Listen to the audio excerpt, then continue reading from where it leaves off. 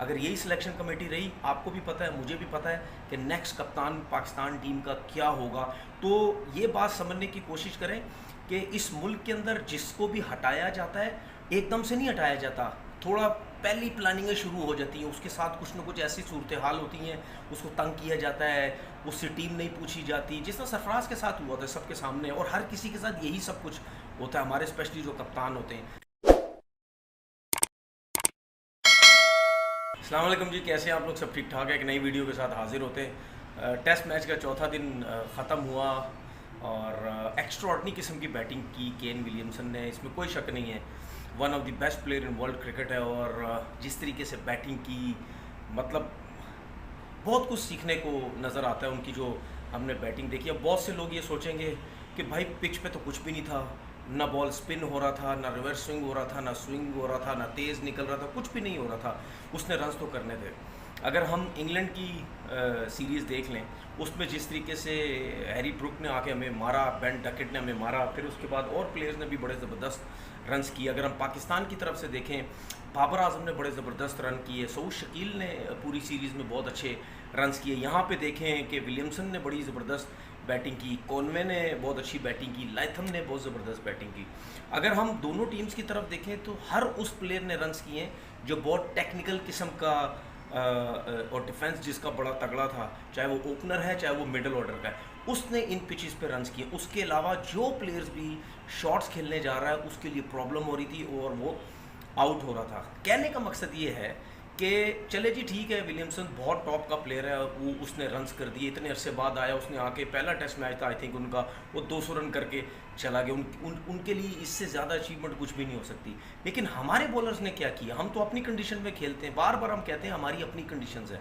आपका Wasim junior average fast bowler, बोल बोल के इसको टीम में सेलेक्ट करवाया यस मैन चीफ सेलेक्टर ने, ठीक है, और जो लोग उनके पीछे लगे हुए थे, इसको सिलेक्ट करो जी, बड़ा अच्छा बॉलर है जी, बड़ा ज़बरदस्त ऑलराउंडर है। कौन सा ज़बरदस्त ऑलराउंडर है? ना उसके बल्ले पे बॉल लगती है, ना उसको बॉल करनी आती है। ये सारे T20, नसीम शाह हो गया, हारिस रऊफ़ हो गया, और ये वसीम जूनियर हो गई, ये सब T20, आई थिंक मेरे हिसाब से शाहनवाज धानी भी, ये सब T20 के बॉलर है। अगर टेस्ट क्रिकेट का जो अच्छा बॉलर है वो शाहीन अफरीदी है, या हो सकता है हसन अली, अगर हसन अली की फॉर्म अच्छी हो। उसके अलावा क्योंकि हसन अली की मैं इस वजह से बात करूँ कि वो बॉल रिवर्स स्विंग बड़ी ज़बरदस्त उनकी होती है, अगर वो करने लग जाए तो बड़ी अच्छी वो परफॉर्मेंस दे सकते हैं। इब्रार को चेक करें, मारने जाएगा बैट्समैन तो विकेट मिलेगी, अगर उसको रोकने जाओ तरीके से खेलो, उसका बॉल ना टर्न होता है, ना लेग बिफोर के चांसेस होते हैं, ना कॉर्ड में, कुछ भी नहीं होता, एक ऑर्डिनरी बॉलर लग रहा होता है। ठीक है, 60 65 ओवर 70 ओवर कर रहे हो तो भाई वो तो मेरे ख्याल है मैं भी जाके 5 आउट कर लूँ। स्पिनर का पिच है, कुछ भी नहीं हो रहा। उसके बाद नुमान को देख लो, उसके भी 3 आउट है वो 60 65 ओवर करके। तो इस किस्म की अगर आप बॉलिंग करेंगे तो भाई अपनी कंडीशन में कुछ तो मुश्किल में डालो उनको। बस बॉल कर रहे हैं, मुंह उठा के पीछे जा रहे हैं, आ रहे जा रहे, बस यही सब कुछ हो रहा है। अब उन्होंने जो लीड ले ली है, ठीक है, अभी भी 97 की लीड बाकी है, 2 आउट हो चुके हैं। क्या करेंगे अब इसमें? 2 तो आउट हो चुके हैं। उनका बॉल, सऊदी का बॉल देखो कितना स्पिन हो रहा है, उसके बाद स्पिनर मुश्किल में डाला हुआ है। ठीक है, अगर सुबह आते ही जल्दी से 2-3 विकेट गिर गए तो क्या आप टेस्ट मैच बचाने चले जाएंगे? अभी भी मैं आपको कह रहा हूँ कि टेस्ट मैच बचाना है पाकिस्तान ने। अगर शुरू में 1 आध घंटे में 2-3 विकेट्स गिर गई, 2 विकेट्स भी गिर गई, तो आपके लिए टेस्ट मैच बचाना मुश्किल हो जाएगा। अब न्यूजीलैंड की टीम भी हमारे ऊपर हावी होगी। हम ये क्या समझ रहे थे कि न्यूजीलैंड की जो टीम है वो हमसे मुश्किल में होगी, उससे खेला नहीं जाएगा इतने अच्छे तरीके से, लेकिन उसने भी हमें मुश्किल में डाल दी है। तो फिर इंग्लैंड और न्यूजीलैंड की टीम में क्या फ़र्क हुआ? हम अपनी कंडीशन में इतनी गंदी क्रिकेट खेल रहे हैं, इतनी गंदी क्रिकेट खेल रहे हैं, इसके बारे में कोई सोच नहीं सकता। इतनी थकी हुई थर्ड क्लास बॉलिंग अटैक मैंने अपनी ज़िंदगी में कभी नहीं देखा। अब उसके बाद बात करते हैं ओडीआई की जो टीम अनाउंस हुई है। शर्जील की वापसी हुई, बिल्कुल सही वापसी हुई, क्योंकि हम काफ़ी टाइम से कह रहे थे शर्जील की वापसी होनी चाहिए, फ़खर जमान इतने रन नहीं कर रहा। उसके बाद आमिर जमाल की वापसी हुई, उसके साथ भी नाइंसाफ़ी हुई थी कि वो जब T20 I think T20 against जो इसके इंग्लैंड के उनका नाम था, उनको 1-2 मैच खेला, उसको फारिग कर दिया। भाई आप किसी लड़के को पर्ची पे लाएं या किसी को परफॉर्मेंस पे लाएं, अगर आता है तो उसको पूरा चांसेस दें। उसका कमबैक सही हुआ है। एक इब्रार की मैं बात करता हूँ, 12 फर्स्ट क्लास लिस्ट ए के मैच और 15-17 आउट है उनकी वापसी हुई है।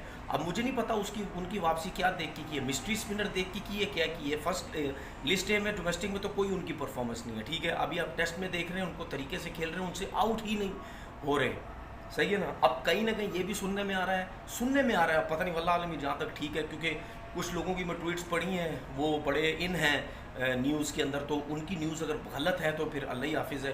कुछ उन्होंने लिखा जी कि ये जो टीम बनी ओडीआई की, बाबर आजम बहुत गुस्से में, बाबर आजम के पूछे बगैर ये टीम बनी है। तो इसका मतलब ये है कि अगर बाबर आजम के बगैर ये मैं ये मेरी अपनी वो नहीं है कि एक चल रहा है, अगर बाबर आजम के बगैर टीम अनाउंस हो रही है तो इसका मतलब ये है कि बाबर आजम को गुस्सा भी आएगा और बाबर आजम को मेंटली डिस्टर्ब किया जाएगा। क्या उसको हटाने का एक ये तरीक़ेकार है वाइट बॉल क्रिकेट से? जो मुझे ऐसा लगता है उसको वाइट बॉल की क्रिकेट से हटाने का तरीक़ेकार भी हो सकता है, स्पेशली T20 क्रिकेट में, क्योंकि अगर बाबर आजम को T20 क्रिकेट से आप हटाएंगे तो वो ओपनर से नीचे आएगा, अदरवाइज़ वो ऊपर से नीचे नहीं आएगा। तो ये एक टैक्टिस मुझे थोड़ी सी नज़र आती हैं कि बाबर आजम से वनडे T20 की टीम ना पूछें, उनको कप्तानी से हटाएं। और मुझे सब पता है, अगर यही सिलेक्शन कमेटी रही, आपको भी पता है, मुझे भी पता है कि नेक्स्ट कप्तान पाकिस्तान टीम का क्या होगा। तो ये बात समझने की कोशिश करें कि इस मुल्क के अंदर जिसको भी हटाया जाता है एकदम से नहीं हटाया जाता, थोड़ा पहली प्लानिंगें शुरू हो जाती हैं, उसके साथ कुछ ना कुछ ऐसी सूरत हाल होती हैं, उसको तंग किया जाता है, उससे टीम नहीं पूछी जाती, जिस तरह सरफराज के साथ हुआ था सबके सामने, और हर किसी के साथ यही सब कुछ होता है, हमारे स्पेशली जो कप्तान होते हैं। तो ये टैक्टिस होती, जो भी आता है वो अपने बंदे लगाने की कोशिश करता है। इसमें भी मेरे पीछे पड़ जाना कि ये तो बात ही गलत करता है, ये तो है ही नेगेटिव आदमी। खैर, आप लोग की अपनी मर्ज़ी है, मेरा काम है सीधी बात करना, लोगों को सीधी चीज़ बताना, और यही होगा, ये लिख लेना आप, यही सब कुछ होगा जो मैं आपसे कह रहा हूँ। अब कल जो टेस्ट मैच है वो भाईजान आप बचाने की कोशिश कर रहा, ये ना हो कि ये टेस्ट मैच भी आप हार जाए। अपना बहुत बहुत ख्याल रखिएगा। अल्लाह हाफिज़।